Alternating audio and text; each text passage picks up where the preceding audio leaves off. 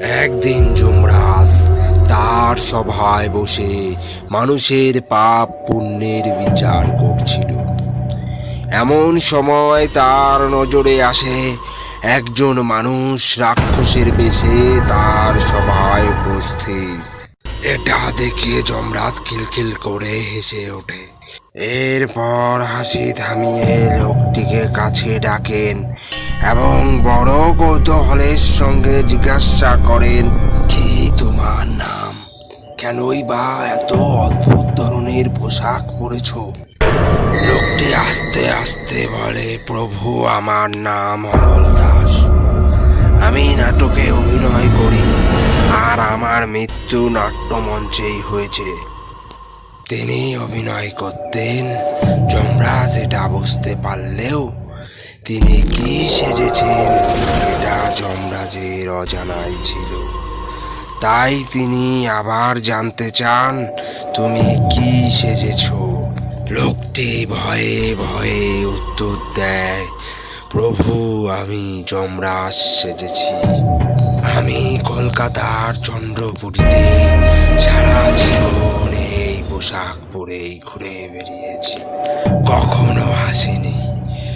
সব সময় ক্রোধ ও গম্ভীর মুখে থাকতাম, যাতে আমাকে দেখে সবাই মনে করে সত্যিকারের যমরাজ এসেছে। এ কথা শুনে যমরাজ তার সিংহাসন থেকে উঠে দাঁড়ায় এবং লোকটিকে বলে, তুমি যেরকম সেজেছ সেরকম আমাকে মোটেই দেখতে নয়। সমুদ্র মন্থনের পর সমস্ত অসুর পাতাল লোকে চলে গেছে, দেবতারা গেছে স্বর্গলোকে, আর তুমি যেরকম সেজেছ এরকম একমাত্র অসুররা দেখতে হয়। তখন ওই লোকটি বলে, পৃথিবীতে প্রতিটি মানুষ মনে করে যমরাজ আমার মতো দেখতে হয়।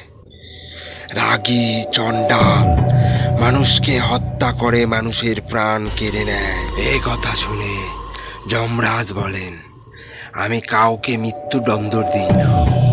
মানুষ যেমন কাজ করে তেমনই ফল পায়। ব্রহ্মা প্রতিটি মানুষকে 100 বছর করে আয়ু দিয়েছে, কিন্তু মানুষ কর্মের জন্যই তার আয়ু কম করে ফেলে।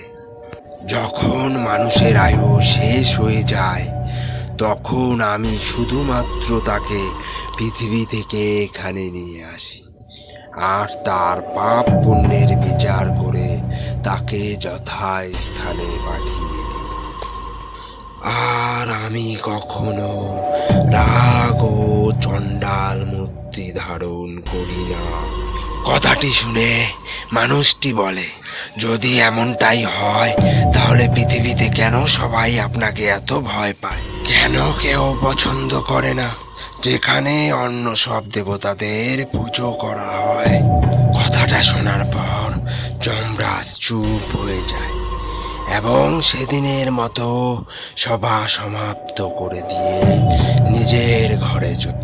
এরপর যমরাজ নিজের ব্যালকনিতে হাঁটতে হাঁটতে ওই লোকটির কথাগুলি চিন্তা করতে থাকে।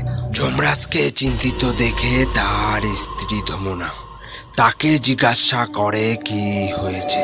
তখন যমরাজ ধমনাকে বলে, ব্রহ্মদেব মানুষকে সবচেয়ে মূল্যবান যে উপহারটি দিয়েছিল তার নাম জীবন, কিন্তু মানুষ মৃত্যুকে ভয় পায়। এর জন্য আমাকে ঘৃণা করে, কারণ আমি মৃত্যুর দেবতা। আর এই কারণেই পৃথিবীতে মানুষেরা মনে করে আমাকে দেখতে অসুরের মতো, রাগী চণ্ডাল। আমি তাদের হত্যা করি, তাদের প্রাণ কেড়ে নিই।